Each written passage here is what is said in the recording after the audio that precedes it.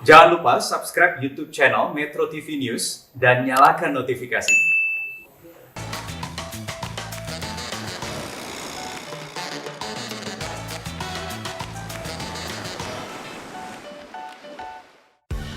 Halo kawan Susi, kita ketemu lagi di hari Rabu dan saatnya kita cek ombak. Di episode minggu lalu, Susi Cek Ombak membahas soal kebebasan berpendapat hingga wacana revisi UU ITE. Nah, update terbarunya adalah Kapolri telah membentuk virtual police sebagai pengawas media sosial guna mencegah kasus pelanggaran informasi dan transaksi elektronik. Di episode kali ini, Susi Cek Ombak akan membahas kembali soal kebebasan berpendapat bersama Eros Jarot. Hayo kawan Susi, kenal nggak? Pasti kenal dong. Mayoritas masyarakat mengenal adik dari Slamet Raharjo ini sebagai musisi. Padahal lebih dari itu loh. Selain musisi, Eros Jarot aktif menekuni beragam bidang, mulai dari perfilman, pers, hingga politik. Wah, banyak ya. Nah, seperti apa serunya pembahasan kali ini? Yuk kita saksikan bersama.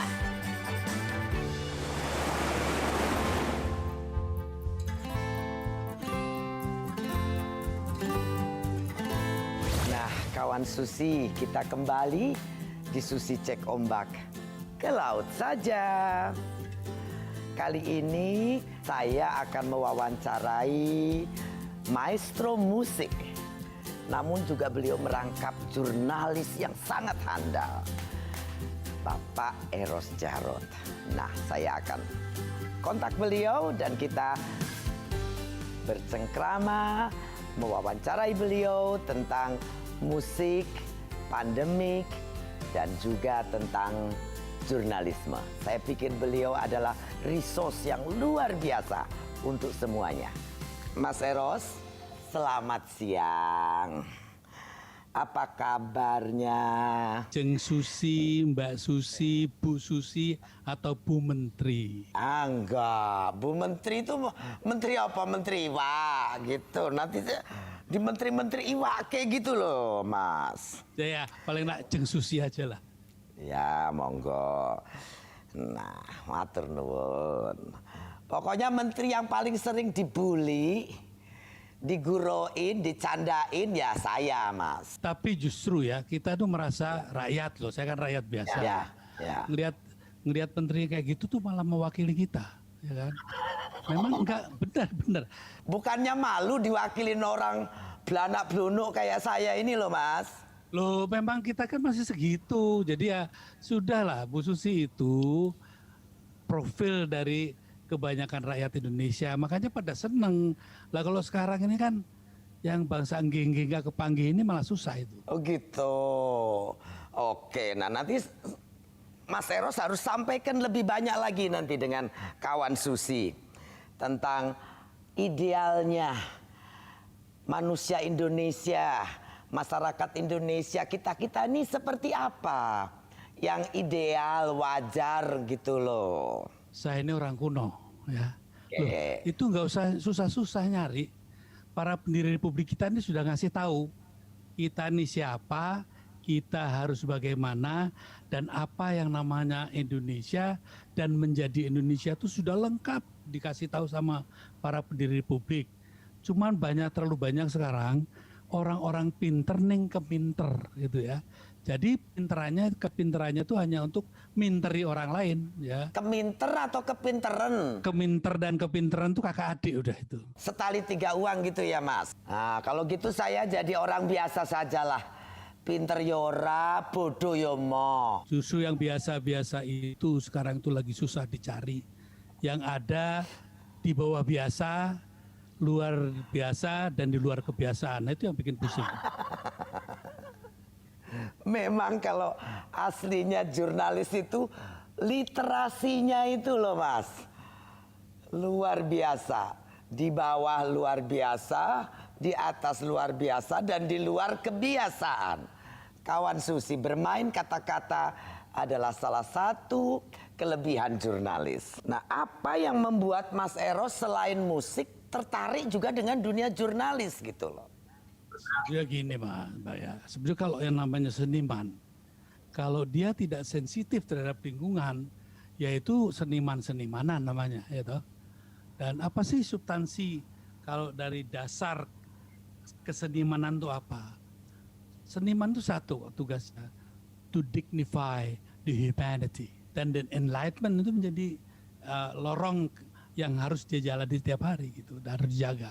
Nah itulah sebetulnya kenapa tiba-tiba pada saat ngelihat Indonesia yang waktu itu, di mana kebebasan tidak ada, di mana kebebasan berpendapat, bersuara terkengkang, para seniman merasa terkurung, terkungkung gitu ya. Ya, terpanggillah kita untuk menyuarakan sesuatu.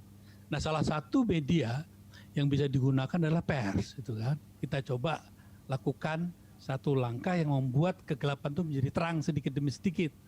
Ya, bahwasanya terus nanti yang membuat gelap itu jadi kebakaran itu kan bukan salah saya.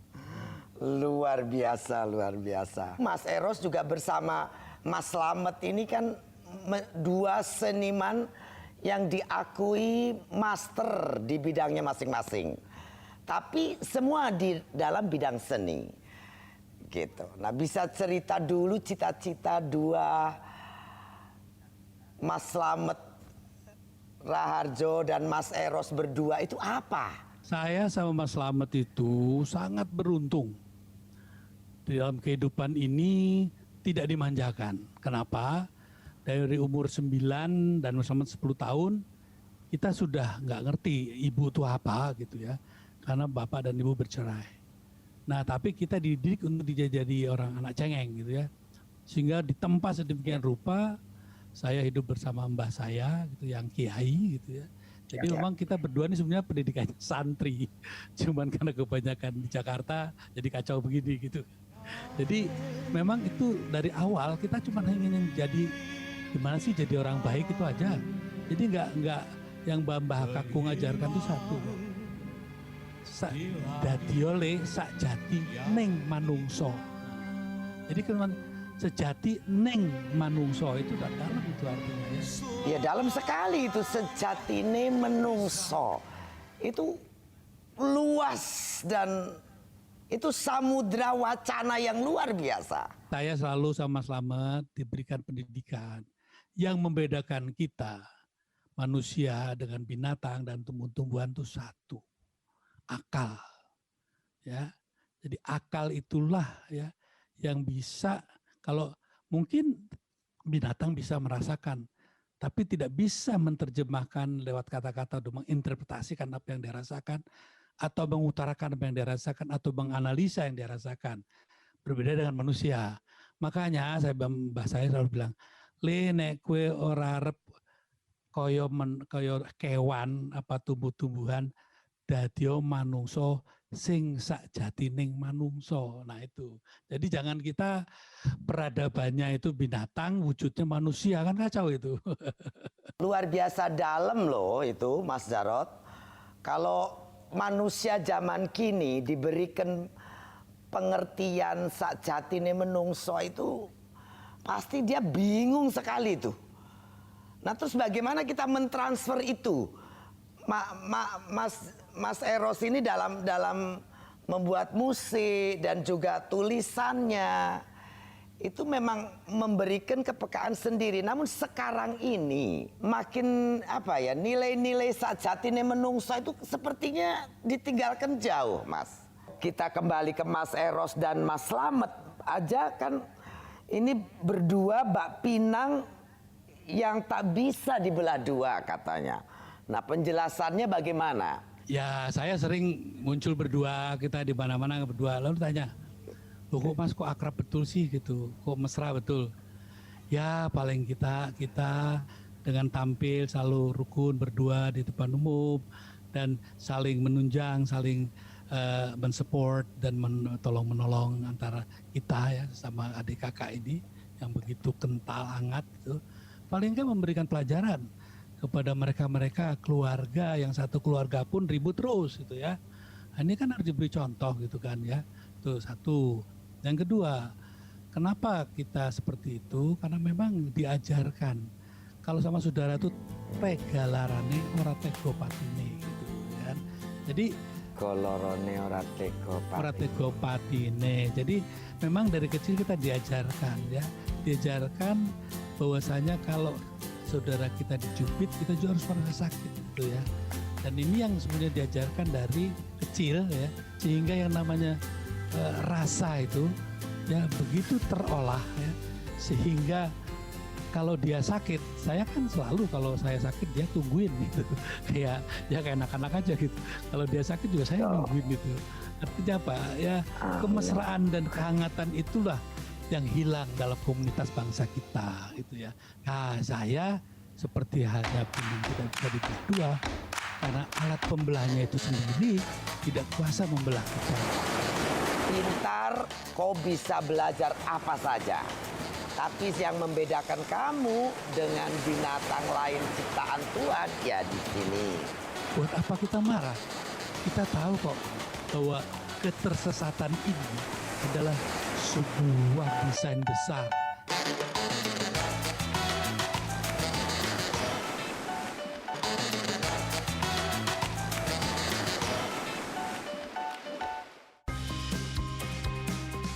Kawan Susi, perbedaan pendapat merupakan hal yang wajar dan tak perlu dipermasalahkan. Namun seringkali perbedaan pendapat diwarnai dengan ujaran-ujaran kebencian yang memicu perpecahan. Kira-kira, mengapa ya ujaran kebencian selalu ada di tengah perbedaan pendapat? Dan apa yang harus kita lakukan? Yuk kita temukan jawabannya sekarang.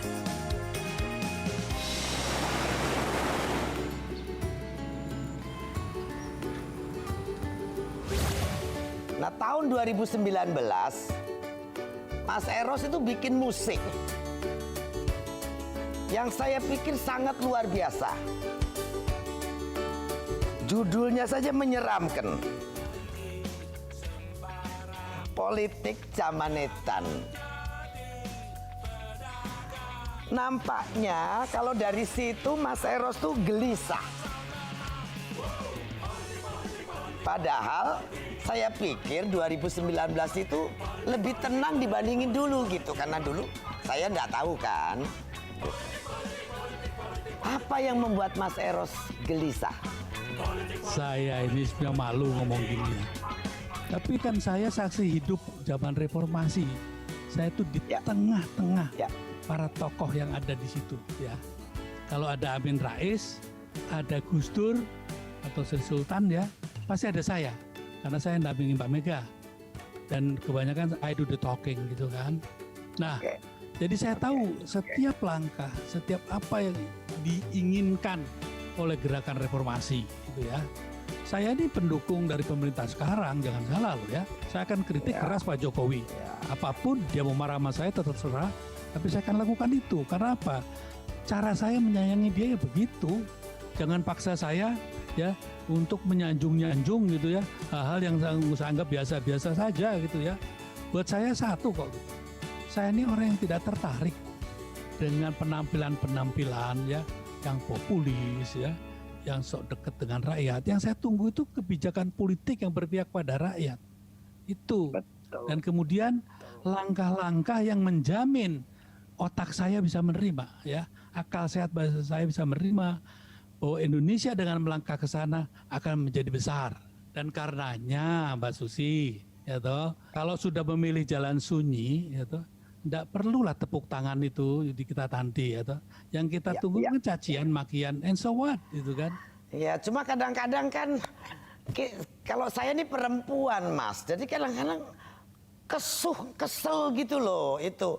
Malah ini, saya ini mewawancara Mas Eros tapi jadi curhat. Saya ini ngomong dikit, udah langsung dihajar habis dan nggak habis pikir saya gitu loh. Itu dia tandanya Anda orang besar dan diperhitungkan, gitu. Coba kalau Mbak Susi ngomong apa didiemin, sakit hati, lebih sakit hati, gitu. Nggak apa-apa itu, biasa itu. Dan you cannot please everybody, gitu kan. Kalau saya melihat itu sebagai satu disyukuri saja. Bahwasanya Kan kita selalu yakin, Mbak, Tuhan hanya memberikan percobaan kepada kita yang kita kuat untuk menghadapinya. Itu yang saya yakini. Jadi ya santai aja gitu. Tapi anyway, saya tuh kan orang yang tidak bisa. Saya juga diajarin orang tua, kamu kalau jadi manusia tuh harus punya, yang penting itu hati nurani. Pintar, kau bisa belajar apa saja.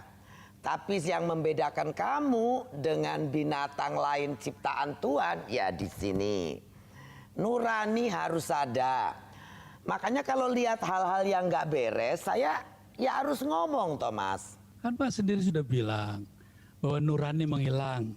Yang banyak gentayangan sekarang nuraini gitu kan. Penyanyi dangdut atau penyanyi apa itu, Mas? Ya wajar lah, seharusnya. Saya kenapa kalau diserang tidak banyak marah dan hanya tersenyum? Karena apa?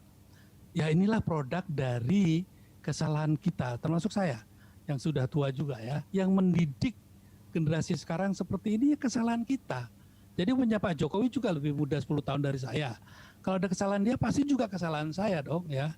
Nah untuk itu saya kalau disalahkan, dipojokkan saya hanya tersenyum saja gitu. Karena apa? Saya tidak akan menyalahkan mereka yang menyerang kita dengan segala jargon ataupun suara-suara yang tak sopan dan keras terkadang dan kadang-kadang juga melupakan jasa-jasa kita. Buat apa kita marah? Kita tahu kok bahwa ketersesatan ini adalah sebuah desain besar yang digelindingkan oleh kekuatan tertentu yang membuat bangsa Indonesia selalu lemah, gitu ya. Nah, kalau Indonesia terlalu kuat, jadi bahaya dia, ya. Terlalu kuat di Asia Tenggara, dia menjadi bahaya, gitu kan. Kenapa selalu dilemahkan? Kita terlalu kaya akan segalanya, maka dimiskinkan akhlaknya, dimiskinkan otaknya, ya. Supaya apa? Supaya tidak mengolah kekayaan kita dengan sempurna. Kita ini kan punya manner is matter, itu yang diajarkan oleh orang tua kita. Jadi ya opo ya manner itulah yang value you ya itu, dan negara bangsa tuh harus punya itu, to be value sebagai bangsa besar, disegani, dihormati gitu loh, mimpi gitu. Mungkin saya sedikit terlalu idealis. Mbak Susi itu terbiasa mengatakan apa adanya dan apa yang dirasakan. Sementara orang mengatakan sesuatu di depan pejabat, itu yang dia katakan adalah sesuatu yang akan memberi nilai tambah pada tujuan yang dia inginkan. Jadi beda Mbak. Ya, saya tuh kadang-kadang bisa nggak kita menghimbau, memohon gitu Mas, sama Pak Jokowi dan Pak Prabowo berdua di depan mikrofon untuk menghentikan semua hate speech gitu loh. Rasanya akan adem. Kita semua tuh energinya tuh langsung untuk Indonesia ke depan gitu loh. Saya hari ini menulis dalam portal saya What You Think itu ya, bahwa kita ribut itu memang ya ada yang mendesain untuk kita selalu ribut. Saya ada tulisannya itu ya. Jadi melihat ini semua gitu ya, kalau kita secara dengan arif melihatnya, ini produk budaya atau satu desain kebudayaan yang digelindingkan, di mana pada saat kebudayaan yang digelindingkan ini dimakan sama kita akan menggelinding terus sampai ke pinggir jurang gitu ya. Nah makanya harus counter culture. Saya justru melihat Mbak Susi ini potensial sekali untuk melakukan gerakan counter culture ini ya, terhadap hal-hal yang sudah menggelinding ke jurang ini. Kita bentuk lagi bola baru yang menyeret ke tengah lagi. Nah, ini kan satu kerjaan yang tidak bisa sendiri, saya sendiri tidak bisa ya, harus bersama-sama. Dan kalau sekarang kita merasa masa disingkirkan, itu kan sekarang Mbak itu. Dan emang kehidupan berhenti besok kan tidak itu. Tapi kan mungkin saja masih 1000 tahun lagi, ya, bukan 10.000 tahun lagi. Jadi kenapa kita tidak memberikan yang terbaik apa yang kita punya? Dan Mbak kan sudah membuktikan give the best, walaupun Mbak bilang saya ini cuma lulusan SMP SMA, and so what gitu kan. Tapi kan satu hal yang nyata, Mbak lulusan segitu, you give to the nation 100%, Mbak. All I have, Mas.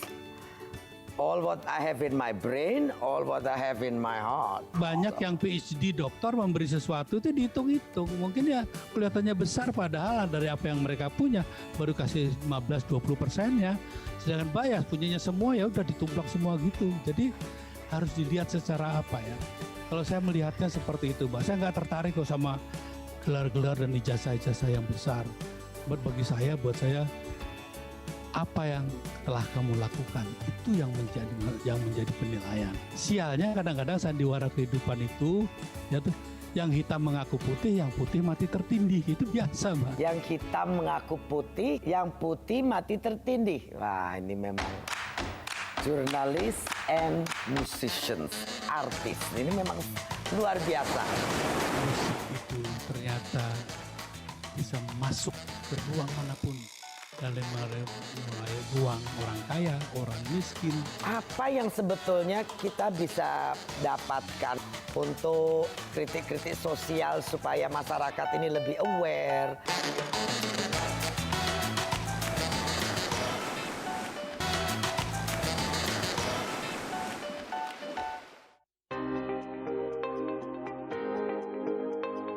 Kawan Susi rasanya tak lengkap kalau tidak membahas karir musiknya. Eros Djarot mulai aktif bermusik melalui grup band Ceking, The Gibbs, dan Baronx Band pada era tahun 70-an. Lalu, Eros Djarot menjadi kreator utama dalam album soundtrack film Badai Pasti Berlalu yang dikerjakan bersama Yoki Suryo Prayogo, Chrisye, Berlian Hutauruk, Faris RM, Debbie Nasution, dan Kinan Nasution. Berbagai pegiat musik menilai album Badai Pasti Berlalu menjadi monumental musik pop Indonesia sampai saat ini. Nah, di Susi Cek Ombak, Eros Djarot akan menyanyikan lagu yang dipersembahkan untuk sang cucu. Penasaran? Yuk kita simak.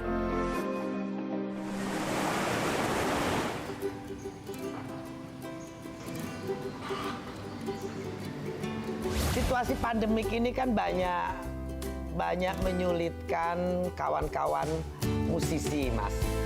Karena berkurangnya aktivitas masyarakat dalam menikmati karya-karya musik.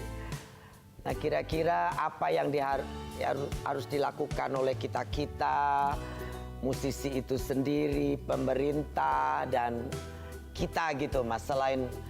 Selain kepedulian kita tentang situasi bangsa dan lain sebagainya, saya melihat musikus ini juga mengalami hal yang tidak mudah. Ya, pertama satu, bahwa sebagai musisi itu kan bagian dari masyarakat. Artinya yang mengalami derita seperti ini bukan hanya musisi. Terlalu banyak. Hampir seluruh sektor kehidupan tuh terimbas, ya, terkena dampaknya. Jadi kalau kita meminta privilege tertentu, saya rasa itu tidak tepat. Justru yang sekarang bagaimana kita menghidupkan kreativitas ya untuk kembali realistis ya menghadapi situasi seperti sekarang. Contohnya saya tidak bisa sekarang melakukan konser atau apa ya karena dilarang. Kan pasti juga teman-teman banyak yang ini. Nah, ini saya sama musik director saya nih, Oji. Sini Ji, nih. Ya lihat ini, itu. Apa kabar, Mas Oji? Saya sama dia tetap aja bekerja. Bermusik. Mengarang lagu, udah ada 20 lagu yang sekarang terus kita kerjakan. Dan kita kalau mengeluh kita nggak akan selesai, Mbak. Ya, Mas Eros, luar biasa kita ngobrol ini. Kembali lagi ke tadi, Mas Eros kan dalam karya-karya juga banyak nyentil-nyentil situasi politik dan juga kritik sosial. Apa yang sebetulnya kita bisa dapatkan atau kirimkan pesan-pesan lewat musik itu untuk kritik-kritik sosial supaya masyarakat ini lebih aware, lebih mengerti, pemerintah juga jadi lebih bijak gitu. Itu bagaimana melihat musik sebagai sarana kritik sosial, Mas? Musik itu ternyata bisa masuk ke ruang manapun, dari mulai ruang orang kaya, orang miskin, kalbunya orang kaya, orang miskin, orang pintar, orang bodoh gitu. Ya. Dengan musik. Contohnya apa tuh yang Mas Didi Kempot ya. Bayangkan itu. Ya. Bagaimana kekuatan magisnya dia dalam mempengaruhi orang segitu banyak menyanyikan lagunya dan merasakan apa yang dia rasakan. Nah, kalau itu di-convert dengan satu kritik sosial yang membangun, seperti ya dulu Iwan Fals pernah melakukan itu ya, sekarang mungkin sudah uzur gitu ya, jadi agak berkurang karyanya. Tapi dulu juga pernah dilakukan. Nah, ini banyak hal-hal yang dilontarkan lewat musik gitu ya, membangunkan semangat ya, mencerahkan manusia, memberi kesegaran batin dan juga membuka pikiran-pikiran itu bisa. Tapi satu, jangan berharap musik bisa merubah keadaan. Ya, yang bisa dilakukan oleh kita adalah melakukan pengisian kekosongan-kosongan batin dan pikiran sehingga pikiran menjadi segar, menjadi sehat, dan dari orang-orang inilah yang akan melakukan perubahan ataupun apapun pergantian dan seterusnya ke arah yang lebih baik. Nah, ngobrol-ngobrol dari tadi ini serius sampai saya tuh feeling so overwhelmed with all the wisdom. Apa yang Mas Jarod sampaikan itu ya yang saya dengar dari Bapak dan Ibu saya. Dan sebetulnya itu yang saya usahakan untuk saya jalanin dalam hidup. Dengan saudara-saudara, dengan kawan.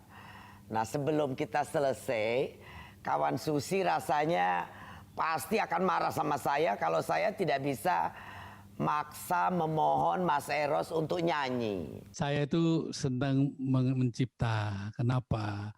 Saya memohon sekali akan selalu tetap di barisan para pencipta. Kenapa? Pencipta agung adalah Tuhan. Jadi dalam kehidupan saya ini bos saya itu Tuhan. Karena pencipta agung kan Tuhan, saya pencipta. Ya. Jadi saya di barisan dia gitu loh. Jadi makanya saya tidak saya acuhlah kepada mereka-mereka yang masih di barisan dunia ini. Saya sudah melangkah kekayangan dan saya nggak peduli lagi apa kata orang, yang penting apa yang kata Tuhan. Nah, sekarang nyanyi saja, Mas. Nyanyi saja tuh, udah ada Aji tuh. Yuk, Mas Aji, gitarnya dinyalain. Nyanyi dulu hiburan. Saya lagi barusan aja saya nyiptain lagu buat cucu saya baru lahir kan. Oke. Jadi Oh, yang baru lahir. Oke, good. Iya, tapi congratulations. Juga buat Mbak Susi, semoga tetap tegar dan selalu berada dalam lindungannya.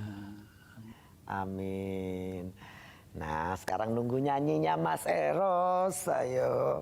Mengering sudah bunga Luar biasa. dipelukan berpati putih berharap bulan terbang menerjang badai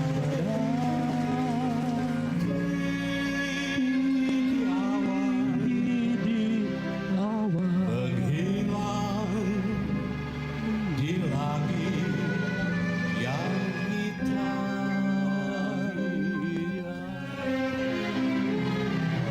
Selamat berpisah, kenangan bercinta. Sampai kapankah jadinya? Aku harus menunggu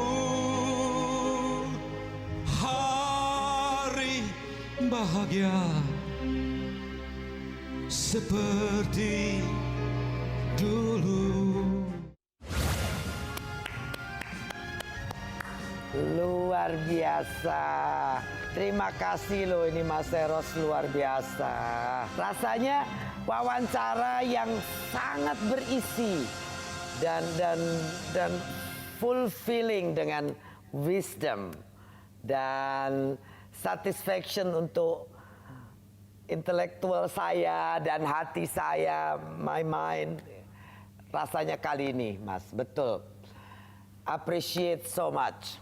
Matur nuwun Mas Eros, terima kasih banyak. Susi, sekali lagi ingat, hate speech jauhkan dari diri kita. Berhentilah berkata jelek kepada siapapun tentang apapun. Positive thinking dan protokol kesehatan, tetap pakai masker, cuci tangan, jauhi kerumunan, membantu pemerintah dalam menekan penyebaran COVID-19 sambil menunggu vaksinasi datang kepada kita. Jangan kemana-mana, tetap di Susi Cek Ombak, ke laut saja. Kawan Susi, jangan kemana-mana ya, karena setelah ini Susi Cek Ombak akan kehadiran seseorang yang akan membawa kabar baik untuk para nelayan. Jangan kemana-mana, tetap di Susi Cek Ombak, ke laut saja. Incredible job even in this maybe difficult time at this moment.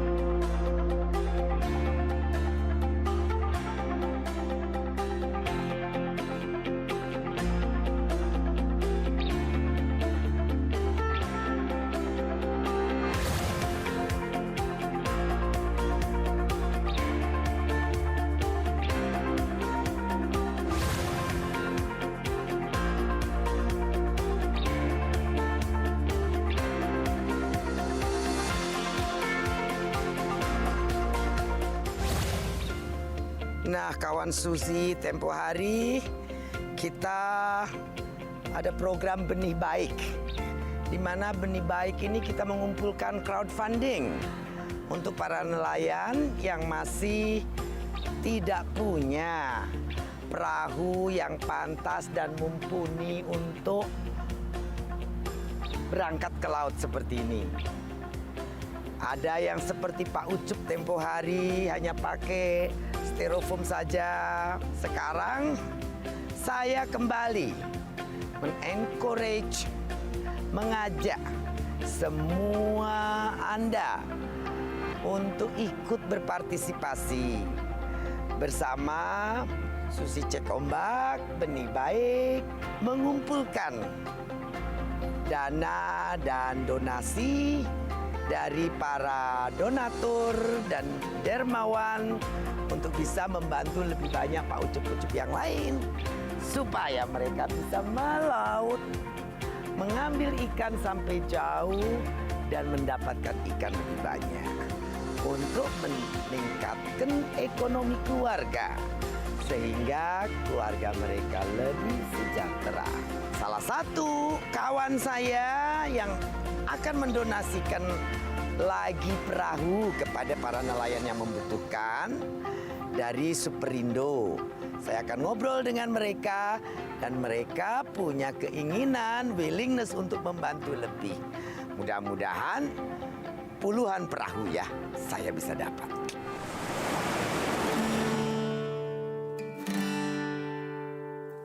Kawan Susi, kita kembali ke Susi Cek Ombak, ke laut saja. Nah, sore ini saya akan berbincang dengan CEO dari Superindo. Nah, Superindo ini adalah perusahaan retail sudah cukup lama di Indonesia dan CEO dari Superindo hadir pada hari ini, Mr. Johan Bojinga. Selamat sore, Mr. Johan. Apa kabar? Selamat sore, Bu Susi. Saya baik sekali, Bu. Terima kasih banyak. Terima kasih banyak Superindo sudah participate di dalam program Susi Cek Ombak, juga terutama untuk Susi Cek Ombak dan Benih Baik dalam rangka membantu para nelayan. Nah, sebetulnya apa yang menjadi perhatian Superindo untuk ikut berpartisipasi bersama Yayasan Benih Baik dan Susi Cek Ombak dalam program membagikan kapal kepada para nelayan? What is your interest on this? First of all, Bu Susi, terima kasih banyak that I have the opportunity to be to be with you in this program. It's an honor for me and for Super Indo to be part of this program. For us, we are a company. Super Indo is already an old company. 23 years we are here in Indonesia, the largest supermarket chain at this moment in time, and we have strong values.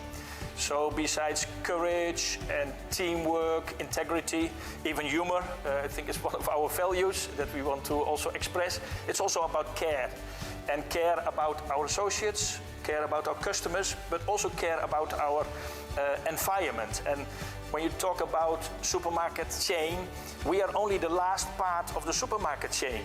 And I think the fishermen are really in the front. And for us, it was a wonderful opportunity to be with you, Bu Susi, with Susi Check Ombak, even dengan our partner Beni Baik, in this kind of triangle with our customers, to have the opportunity to support fishermen who's doing an incredible job even in this maybe difficult time at this moment, and to help the supply chain of fish, because it's an important ingredient in the meal of Indonesians to be healthy. Yes, I think that's very good, encouraging message to your customer. So, and one thing also for me, I see fish is one of the most important protein for Indonesians.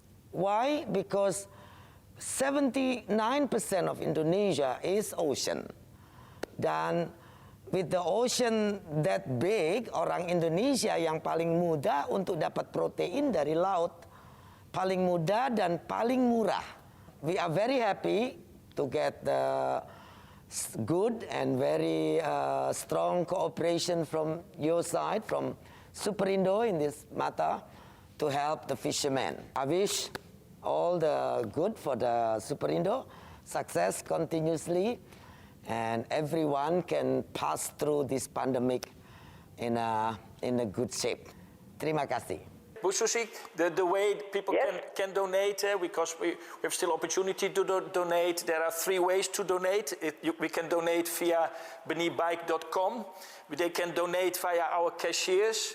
But they can also donate by every kilo they fish, ikan laut, they buy at Superindo.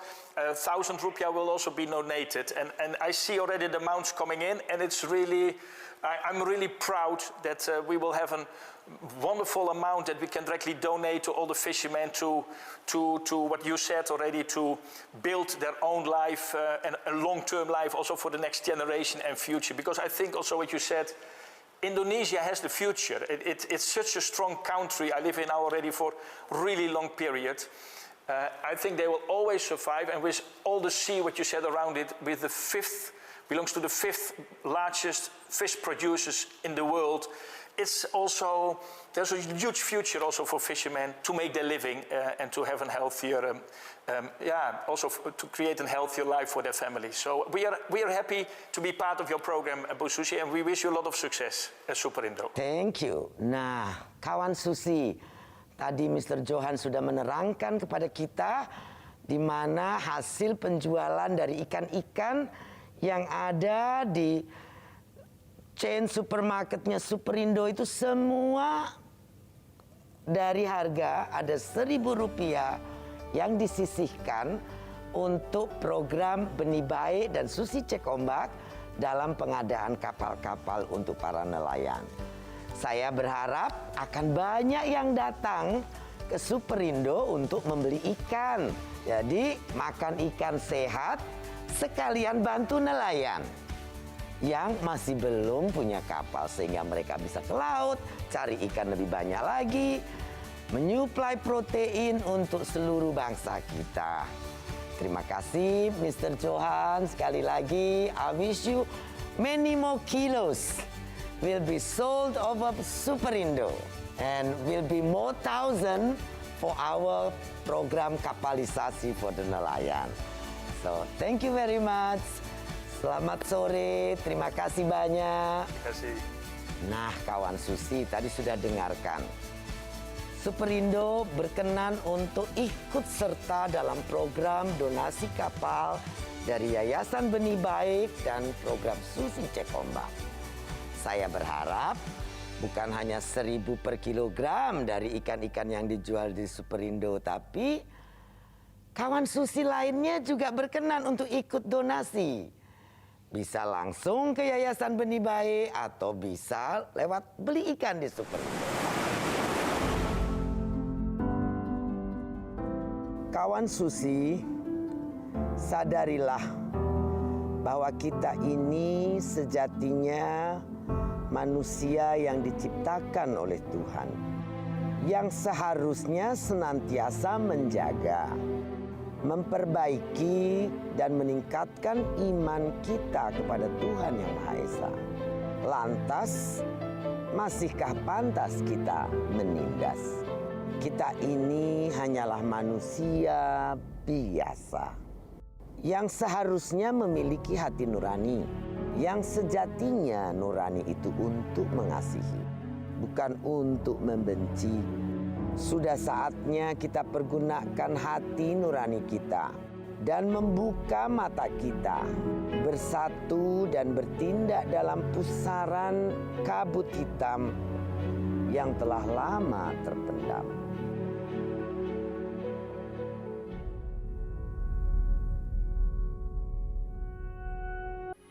Metro TV